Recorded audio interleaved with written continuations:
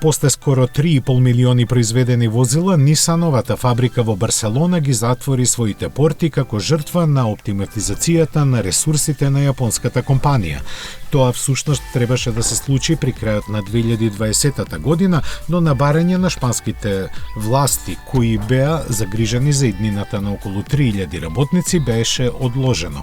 За жал, напорите што ги вложија за пронаоѓање стратешки партнер кој ќе ги одржи во живот овие капацитети не вродија со плод. Сериозните кандидати, како јужнокорејскиот LG Energy Solution, францускиот Schneider Electric и кинескиот Great Wall се откажаа и како префериран купувач на комплексот остана само слабата локална стартап компанија QEV Technologies.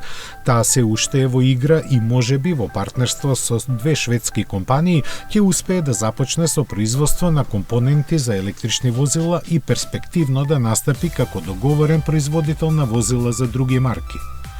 Но тоа ни оддалеку нема да биде она што беше, а ниту алтернативниот потенцијален купувач белгискиот Punch Powertrain, кој произведува автоматски менувачи, може да понуди повеќе. Затоа и изгледа дека судбината е запечатена за оваа фабрика, која во историјата ќе влезе обележана по тоа што во неа беше произведен првиот јапонски автомобил во Европа. Тоа беше теренецот Патрол во 1983 година.